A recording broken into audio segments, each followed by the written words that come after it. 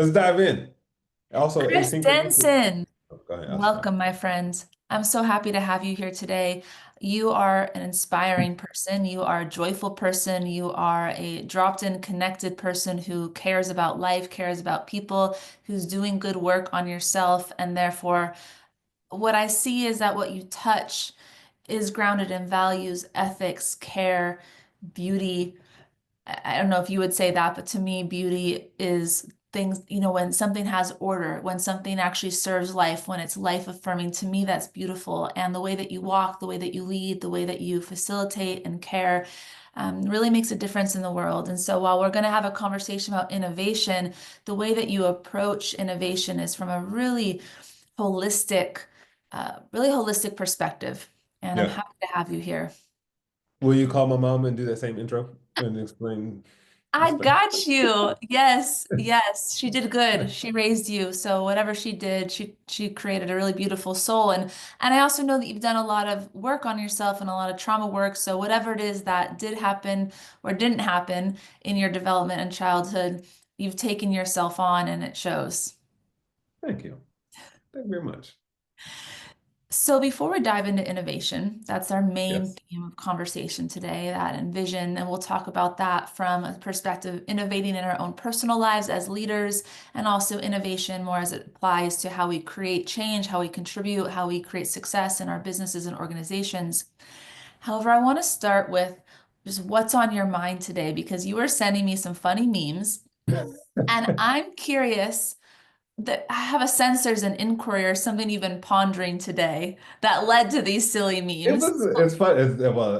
First of all, welcome to my world. There's always a silly meme being sent, especially GIFs. I'm like the GIF king, or is it GIF? But while I was making my tea this morning, I was thinking about all the rings of influence that happen in our lives. Yeah, and I ended up like to the point where I was like, I'm gonna go make a diagram. So um, and I'll kind of explain it to you briefly, and I have no like, I don't know if this leads into our conversation or not, but you asked. Um, but I was like, there's the me part of this, right? Like my wellness, the things I care about, my expressions, et cetera, et cetera.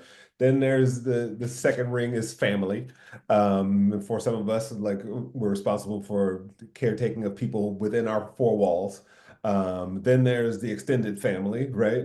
Like folks that we are attached to in their lives and what happens to them. Then there's the social circles, like our friends and, work or whatever it might be. That's kind of social. Then there's local. I live in LA, so it's like we just had fires and mudslides, and there's earthquakes always threatening. There's just so much. Then it goes domestic, so you got the country and like all the things that we're feeling and or not feeling. Then you got the global stuff, right? So, and I was like, and then there's the planet itself. And I was like, at the end of it, there's aliens. And I was thinking, I was thinking about how, there's all these alien sightings and even during the fires, there were a lot of like UAPs now spotted during that time. So I'm like, how do we actually embrace or how do those things all impact us on a day-to-day basis, whether we're aware of it or not? And like what I wrote at the bottom of this diagram was these are all opportunities to practice who we are, right? What we get to filter, how we get to choose what we engage, what's in our control, what's not in our control. And then on top of that, we are still remaining creative, funny, we're doing innovation, we're exercising, we find time to watch movies and content. And I was like, in the theme of resilience, is just kind of like this circle of influence around us and within us, and then how we navigate it. That's all. Mm. So that's why you got crazy gifs for me. I think it's gifts, but I could be wrong. It is a G, not a J. Tomato, Yeah, but tomato. the guy who made it, like, actually, he came out a few years ago and said, actually, it's this, and I don't remember. So one of us is wrong. I'm willing to be the one that's wrong, Me too. but we might have to find out just for the fun of it. Okay, so interesting. Thinking about all of the spheres of influence, both what you have influence over and what's constantly influencing us, which is vast. And so just to wrap that up, did you have any aha or revelation about yourself and how you make decisions or how you prioritize or how you just think about these spheres of influence, or is it just you kind of started mapping it out? Look, and not in a rude way. I like to be kind of selfish, right? I think it is important to focus on what are your superpowers and tools of survival and thrival. Is thrival? The second word I made up today. Survival and thrival. But like in order to do that, I even with the clients that I work with, I talk about this idea of being self dot centered dot. And the more you work on centering yourself, giving yourself the tools, the resources, the space, like literally like logistical calendaring of time for yourself. It's I think you show up better for all those things. You start to develop over time a little bit more clarity about what energies you let in and which ones you don't. And you can't solve all the problems for all the people all the time, and it's just literally impossible. And at the same time, I think you actually end up serving people a lot more better and fully when you are a little bit more self-centered in that positive, spin on it. This is a great concept. Let's go in this a bit deeper because yesterday Jenny Stefanati spoke about one of the key things she focuses on for steward leadership resilience is to simplify and say no to more things and be very clear about what her priorities are. Then when Mhm. we started speaking about innovation and creativity, San Rahi spoke about just needing space to actually just create, to be. Hey, son. Yeah, he's here. Brilliant innovator. And so this theme of being clear about priorities, having space for self was brought up, but also a key theme was contribution and being a giver and being in relationship, taking Hmm. time to mentor young people, all these ways that we actually give and cultivate relationships and not have it be about self. And so this can sometimes seem in contrast to each other. And I'm with you that we need to have a really centered relationship with ourselves and be clear. And also, we're here to serve and give. And so, I'm curious how you think about it in your own life, that dance between being self-centered and being willing to say no and to create space and knowing what your priorities are, but also wanting to be someone who says yes and gives, and how you work through that in your own life and find the balance. Yeah, I think um for me, there was a period, there's been several periods of time, but I feel like there's this upward spiral that happens, right? Like you may encounter a similar circumstance from a brand new vantage point, and then you go like, oh, why am I here again? Oh, wow. Right. And I think there's a shift, and this is kind of in my journey of like going from you know, oh, this work on myself is really hard. The excavating, the revisiting past experiences, the getting it wrong, I'm using quotation fingers. Um, and then just kind of like reaching this tipping point where it's just those like, oh, what else is there? And it becomes just more of a curiosity. I think it was Ram Dass who said this in one of the meditations I listened to, but it was just like plane after plane will open up to you, right? So it's just like there's no end destination really. It's just continued layers of clarity and perspective. And I try to keep that front and center, regardless of what my sort of external circumstances might look or feel like at the moment. And I think I've been able to develop just a suite of tools to rely on, right? And there's some days where I need to like really push through and barrel through and become the thing from Fantastic Four. And there's other times where I'm like, there's a futon right here, and I turn out the lights in my office, and I'm like, I need to take a nap. And and I think having the ability to discern, what is real opposition and what you need to get through that. I think the one thing I'd like to add to that list that, San and teams so greatly contributed is really kind of like understanding where your invisible blocks come from. Right. And that's when I talk about that self dot center dot, yes, meditation, yes, all the exercises, yes, read the books, but also like, ooh, what was little Chris missing in his childhood that's showing up in how I create, right? I have a giant whiteboard over there, right? It's a 6 foot tall whiteboard. And there's some days where self-doubt pops up or, imposter syndrome or whatever. And I had to spend some time understanding why and when those things get triggered, and also how to self-soothe in a way that's not like, I need to have a drink or cake or whatever the sort of escapism is. Bad examples. Drinks and cakes sound like a birthday party. Um, And so yeah, so it's like revisiting that. There's a little bit of excavation that needs to be done to kind of like uncover who we really are. hmm Yeah, so what I'm hearing is discernment. And when resistance pops up, which can take the shape of being tired or feeling overwhelmed, discerning whether what's actually needed is just rest or to say no to more things, or if what's actually creating that exhaustion or that resistance is some type of internal self-doubt, pattern, constriction, and knowing what's actually needed. Because sometimes the pattern interrupt of actually saying, I'm just going to power through, that's what's needed. And sometimes what's needed is to take a nap on the futon.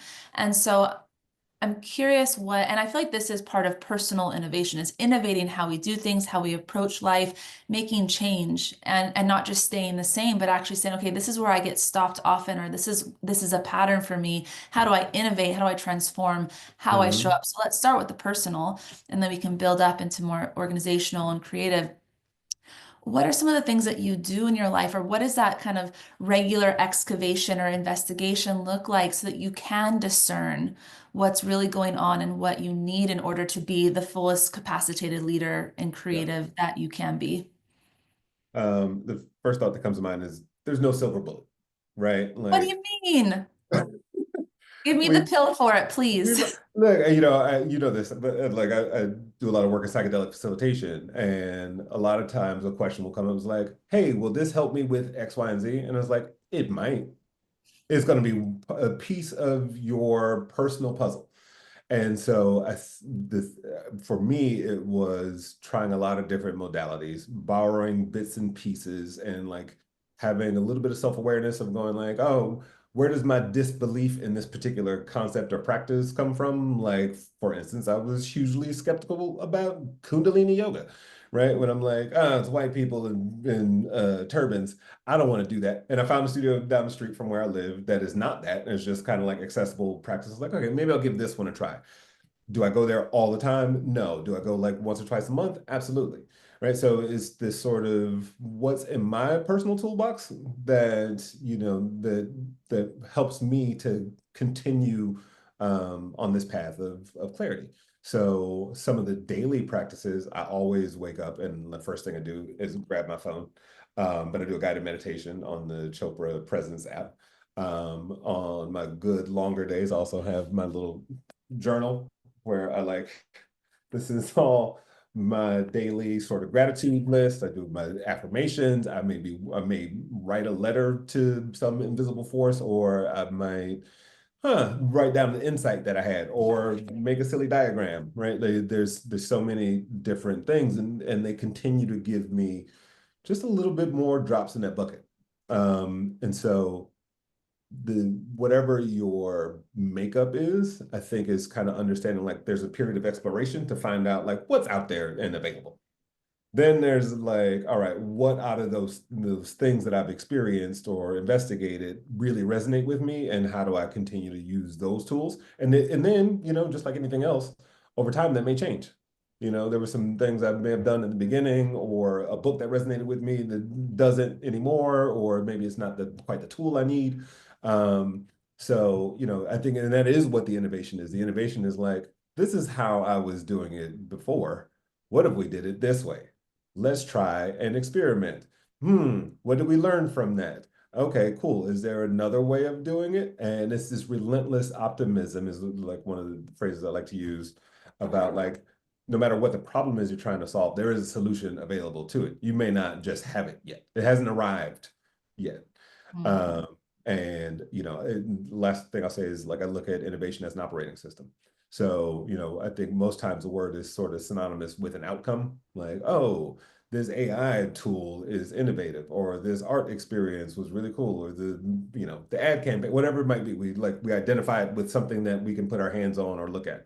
When really, the couple that with a theory of any idea is only as good as it is executed. And so that means how I communicate. Maybe I need to use different vocabulary from person A to person B, because I need to make sure that they understand the opportunity that's at stake and what are some of the hurdles that are going to be in the way. It can be, I don't know, like your mood, right? I think any entrepreneur, if you're a real innovator, like this path that you're on that is uncommon, right? There's an uncommon solution, uncommon product, uncommon assembly of people. And somehow you've got to convince the world and or investors or your family that this is worth time, energy, money, investment, and everything else. On top of just being passionate about the thing that you're talking about, and let alone these concentric circles that are so so how do you like expand and contract and it's and I do think like how you well to some extent like how you do one thing is how you do anything. So finding a different route to work. Oh, this is I found a shortcut, but it's a component of innovation. I found a better way to do something, a piece of this process. Okay, so let's speak about innovation as leaders. So as it applies to how we work, how we lead, whether we're entrepreneurs or entrepreneurs. And so one of the things that you spoke of earlier is that life's kind of an upward spiral, and we often repeat similar ways of doing things, similar experiences. And what I'm hearing is that part of the opportunity is to try things in a different way, to experiment, to iterate, say, okay, I've done it this way, which can be really hard to even see other ways. Once you get into a pattern, even if it's not working that well, and I want to hear you speak about that, sometimes we just keep doing what we know.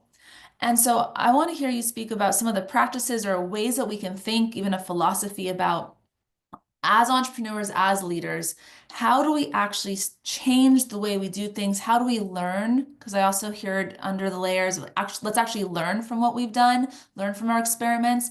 But how do you even go about that? What are the questions that you ask? And so let's start, and maybe we'll start with this can be applicable to any type of leader, but maybe the people that are solopreneurs or have smaller organizations, because perhaps it's a bit different when you get into larger organizations, maybe not. But speak to the person who has their own business or has leadership over something, and they don't necessarily think of themselves as super innovative, and they kind of keep doing the same thing or the same way. They might change the content or the concept, but then they kind of do it the same way. I know I've gotten stuck in that. And so just speak to us a Mhm. little bit about like how we can actually start to change and innovate how we do things. Yeah, it's uh, there's a phrase that I use sometimes, which is breaking good habits, right? Mm. And you couple that with another quote, which is what got you here won't get you there. So, all of the tools, skills, people, places, and things that have allowed us to achieve a certain level of success. When you start to looking at new horizons, you kind of hit an oh shit moment. And I think sometimes, I'm not to get too cosmic about it, but a lot of the individuals and teams I work with, sometimes it's like it's that very thing. It's not only are they still stuck using the same tools, it's not working anymore, right?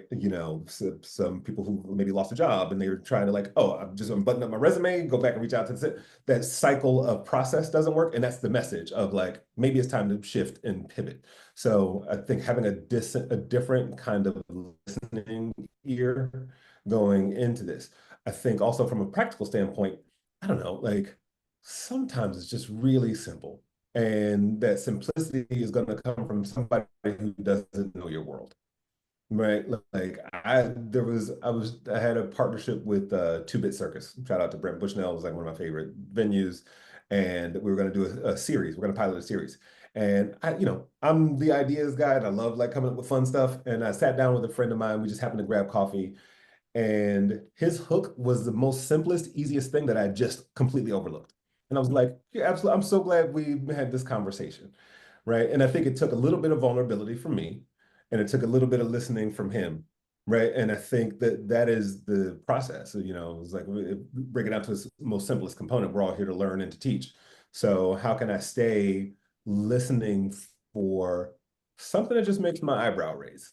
Right. Like, and a lot of times that might be a little bit more of a somatic response. In my book, I talk about like the goosebump moments. There's a ton of good ideas, and then there's the idea that gives you the goosebumps, and you're like, ah. And most times we've been trained to do the resume things, the smart and strategic things, which are completely not wrong. It's just like we talk about this transitional space, it's a different kind of listening and what you're looking for.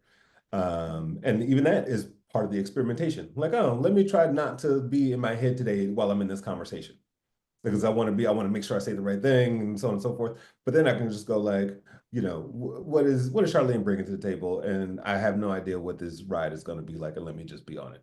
And the last thing I'll say is like, kind of based on Kendrick's Super Bowl performance. He was interviewed on, Apple Music a few days before, and the one thing that he attributed like a lot of his musical and poetic prowess to is presence. And it was like when I'm in the booth and I'm performing this song, I'm channeling all my energy into the story I'm creating, the energy I want to hit, like there's no, oh, well, the audience like this. Oh, is this like like the last song? How can I make sure, ooh, what if I couple these words together? It's like, no, the performative presence is like on 110%. And Mhm. so I think having that like the centered presence is also key. Okay, so you shared an example, a simple example of a way that you innovated something that you were doing in your own business. So you're a consultant, you work with organizations to support them with innovation, vision, among other things. And you had shared that your emails from your email server were getting very little engagement. So you just took the time to send individual emails to 100 people, and your results were exponentially more fruitful. And you shared a couple other ideas. Could you just share, recap some of that because it's very simple and grounded, but it shows both how you just decided to try something new and you might actually have there's some, I think, keys in there around what's important in terms of how we innovate for these times, like connection, intimacy, what's working, what's not working in business, potentially some learnings in there that might be relevant to share. Um, but maybe just share those examples and kind of tie that into some ways that people can actually start to become truly present and not continue to repeat the past and try Mhm. new things. Yeah, I'm always trying new things, in part by necessity, in part by like, let's see, this could be fun. And the email example is great. I did like all of us probably have done at the end of the year, beginning of the year. Hey, Happy New Year! Here's all my highlights. Blah blah. I launched this thing, and hit me up if you want to talk more. Congratulations, or just the normal like, and I sent that as a blast to maybe like 200 people. Um, and I too have an advisor for Visionology, and I talked to that person, and we were talking about the sales cycle and just the business of sort of personal advisory and coaching. And he said something, and he didn't say this directly, but I was like, oh, you know what? Let me just try individual emails. It's going to be like a lot more work. So I have my little cut and paste piece of it.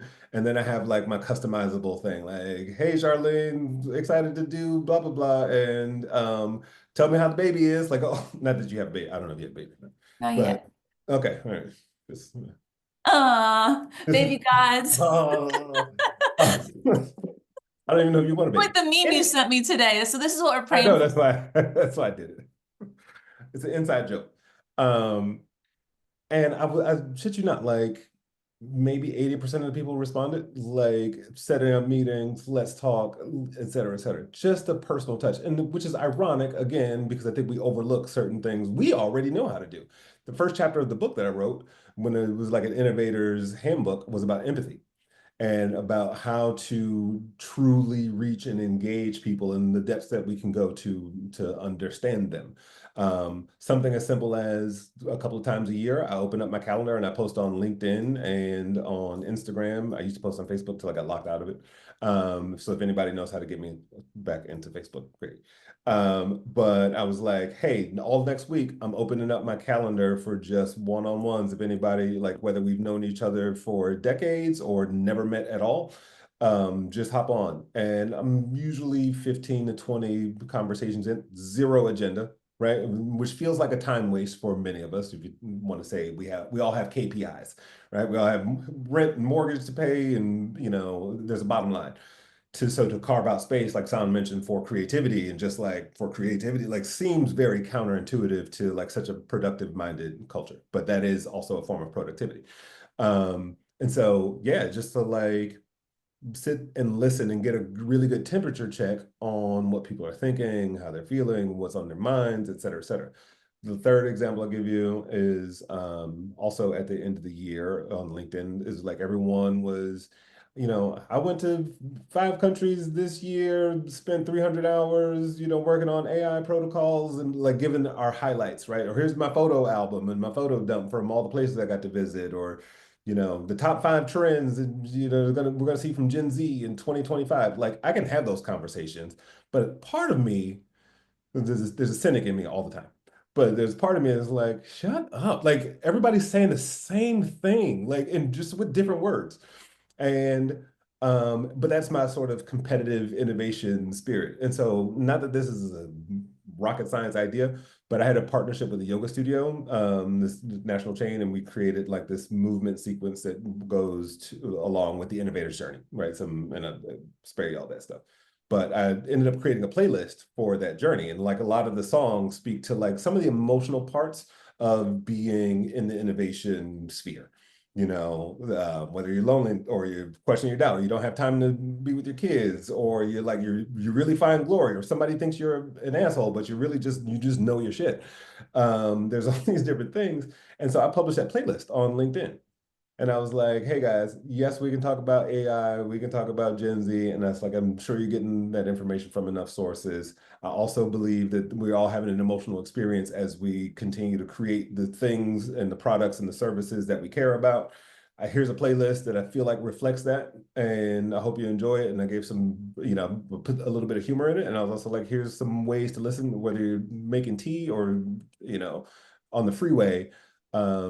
And it was just a differentiator, right? I think it's a different form of, for me, it's marketing, right? But a lot of us who are, especially if you're a solopreneur, like marketing feels really skeevy, right? If you're not comfortable, they're like, hey guys, here's my top 5 tips for, Tulum, right? Like, um, if you're not cut from that cloth, then marketing and sales feel really skeevy.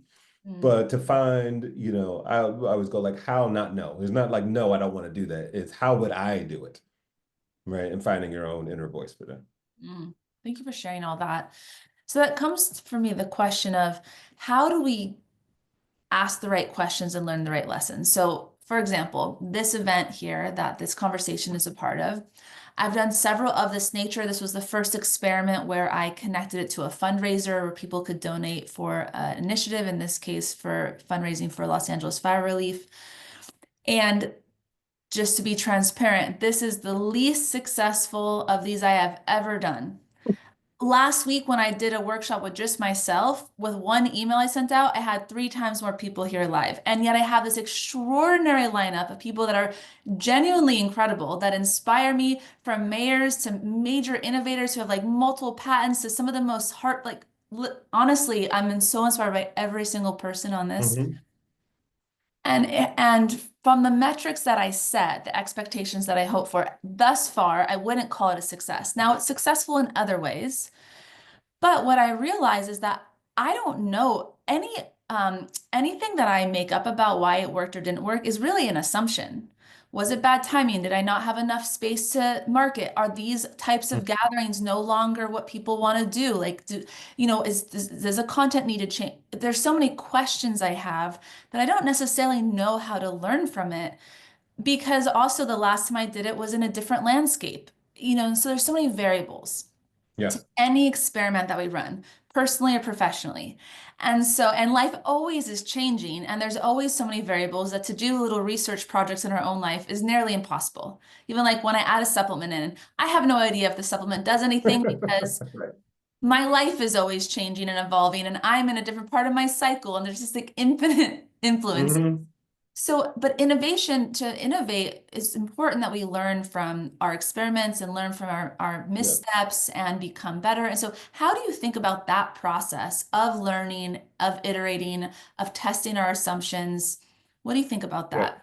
Well, I think first of all, I just applaud you for your vulnerability, right? To say that out loud and in real time, right? I think a lot of us try to like oversell whatever successful components may have happened, even though internally we're like, that was terrible, right? And like I've talked about this before, especially being in the agency world, where maybe we did a project and it did all the numbers and by all means on paper it was successful and the client hated it.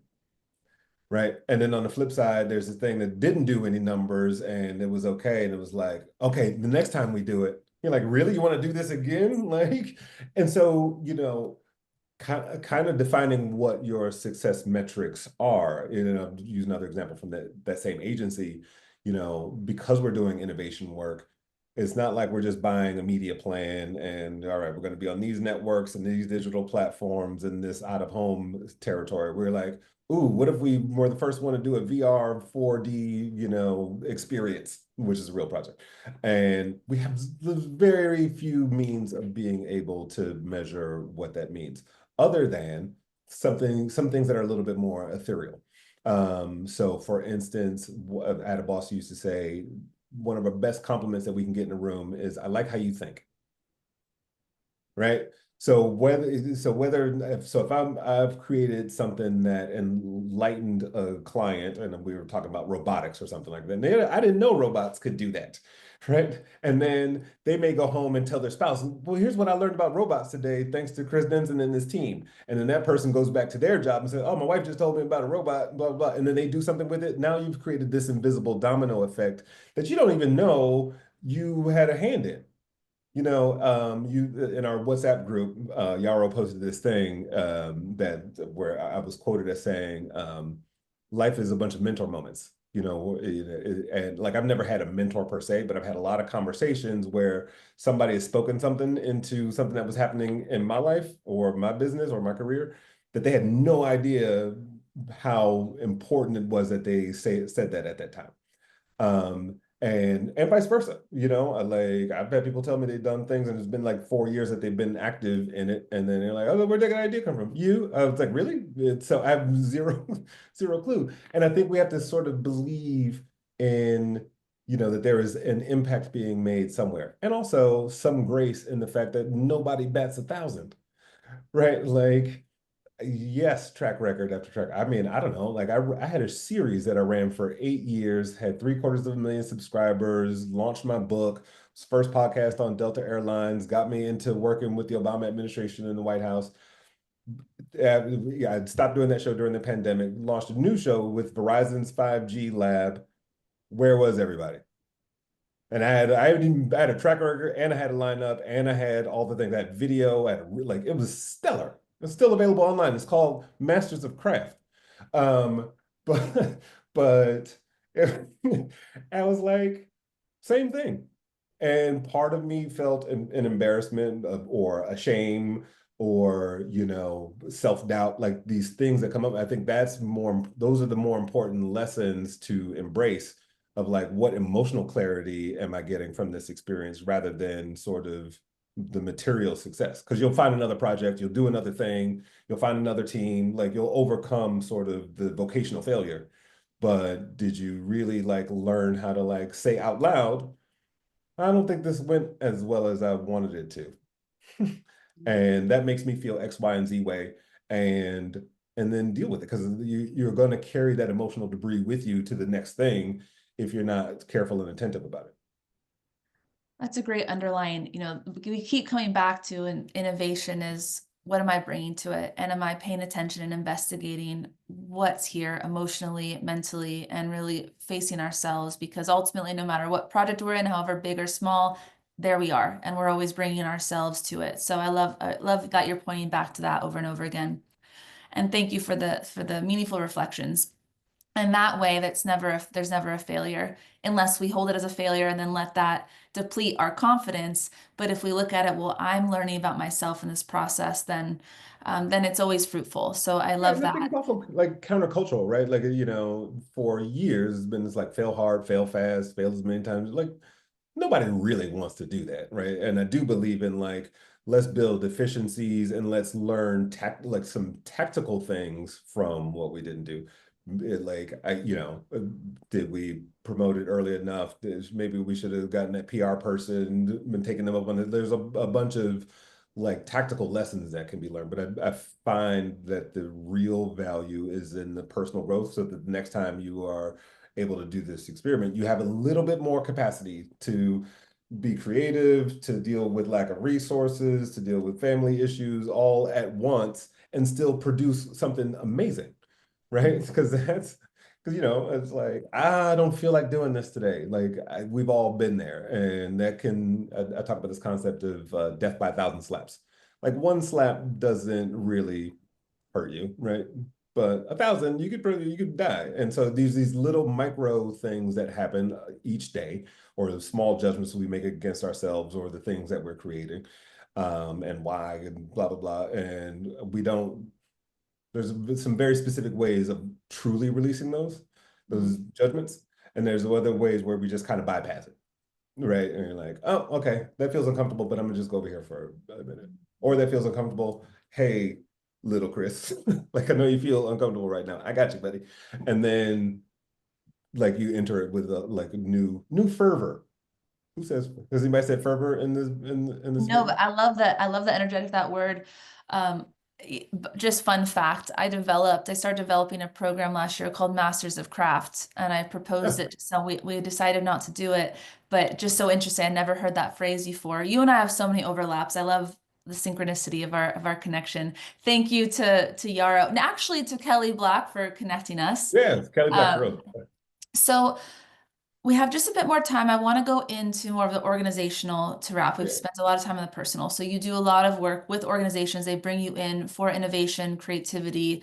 Um, when you come in and work with a team, what are some of the questions or processes that you present? Because like you said, innovation is a process, not an outcome.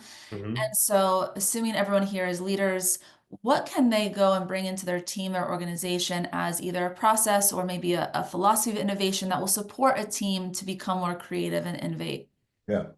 Um, I- the first thing that comes to mind is like truly understanding your organizational culture. I think a lot of times we may read something or apply a principle that we saw in a keynote or whatever, and it worked in the environment that it was in, right? Not every principle is universally applied wherever it goes. So it's almost like, what is our version of this thing that really resonates with me? And like, what's going to resonate with my team? Are we the type of team that likes to go bowling, every other Saturday? Or are we the time that like has a book club internally, right? Like there's just different cultural appetites and things that people resonate with.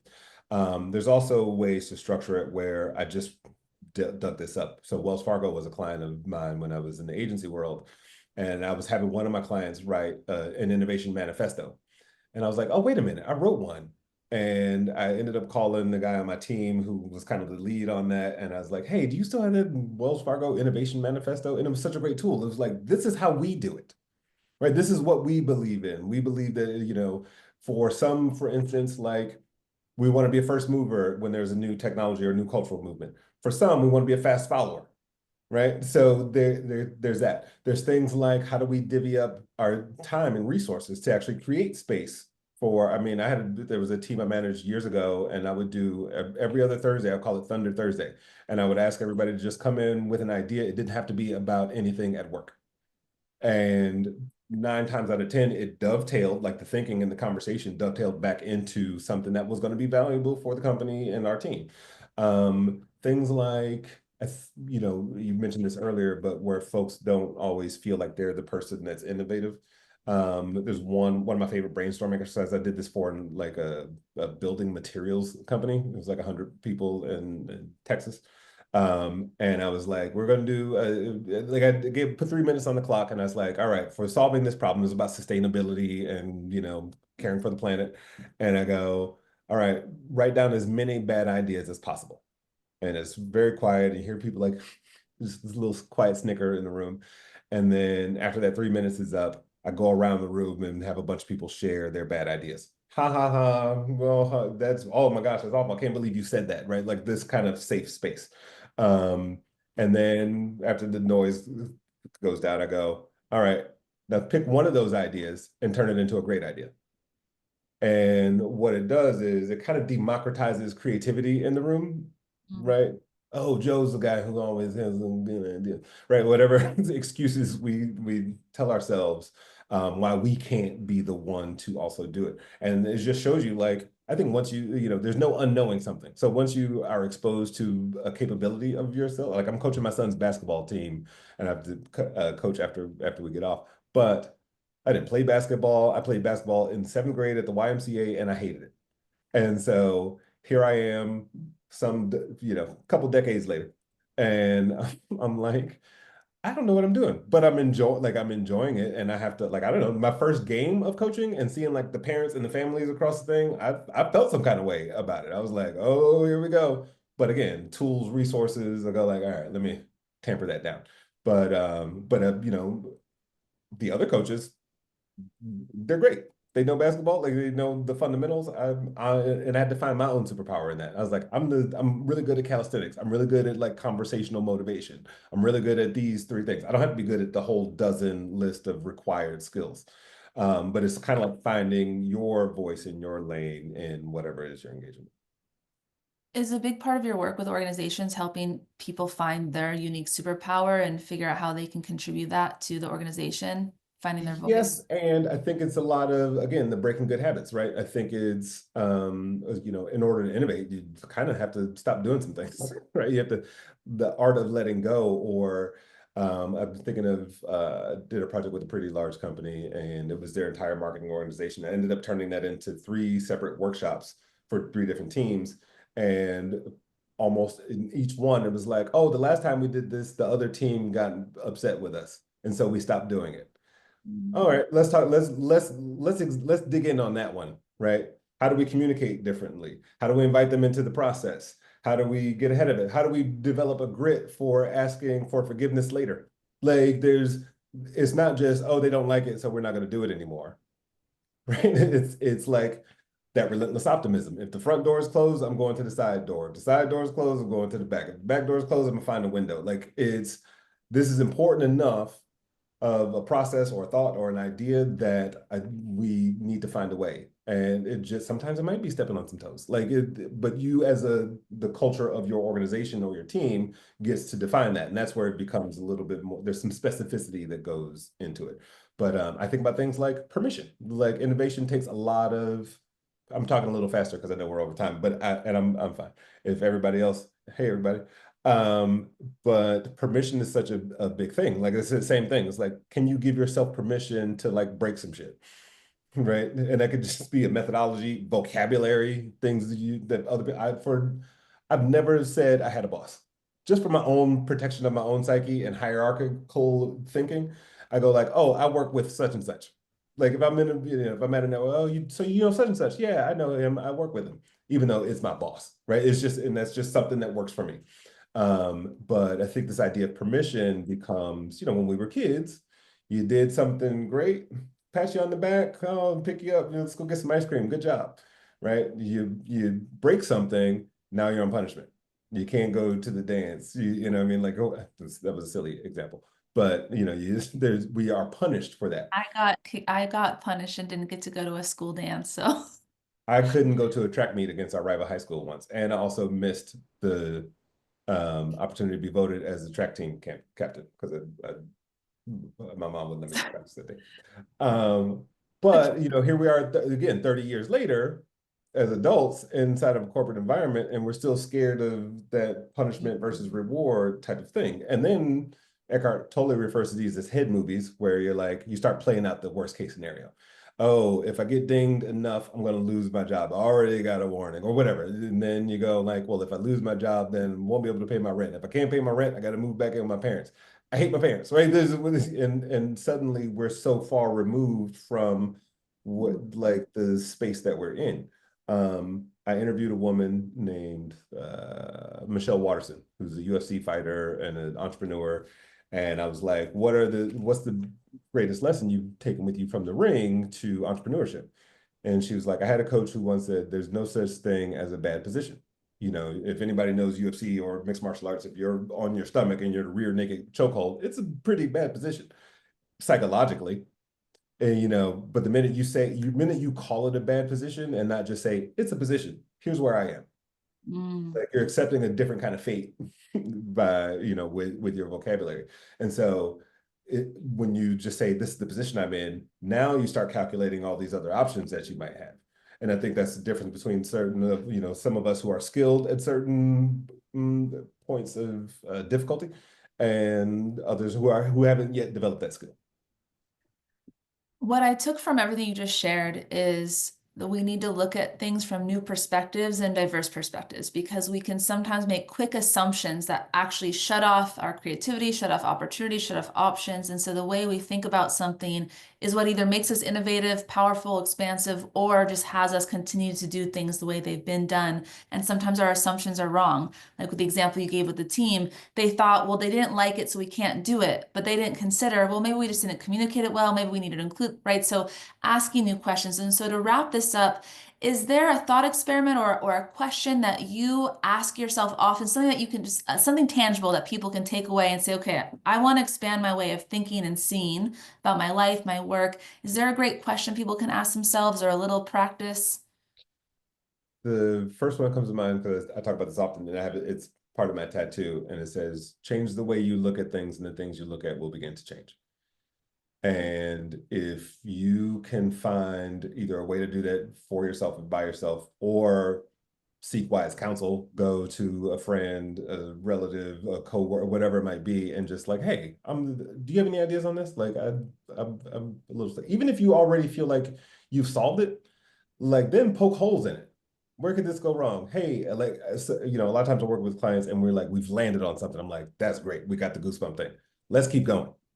But no, let's just make sure we exhaust all the resources, right? And then sometimes you leapfrog yourself even from that one idea that you thought was great, or at least in the worst case scenario, you know you've landed back where that goosebump idea was. But it's like, yeah, give yourself the capacity to keep going, but finding like those ways to change the way change change the way you look at things, and the things you look at will begin to change. It's a beautiful way to end. Thank you so much for being here. This has been a wonderful conversation. Chris Denson, how can people connect with you? Densonology on Instagram, my last name plus ology. It's the study of oneself. And LinkedIn is also a pretty good one. Chris Denson, LinkedIn. Okay, great. So Okay, great. Thank you for I this. add my home address is one. No, I'm just kidding. Everyone Just stop send your by. letters. Thank you so much for being here. And it's a perfect tee up because our next guest, Seth and Ganga Devi, actually hired Ganga once to create that external perception and help us see differently because it is really hard to get outside of our own limited perception of thinking. I know this is why people bring you into their life, Chris, both their life personally and also in organizations. You're doing great work, and I appreciate you, and I hope that you have an incredible basketball practice. You're going to just inspire those kids. They're going to become excellent champions They're like the bad news bears of basketball, but they'll be fine. for now. Yeah, yeah, for now. All right, my friend. All right, thank you Thank you so so much. much. All right.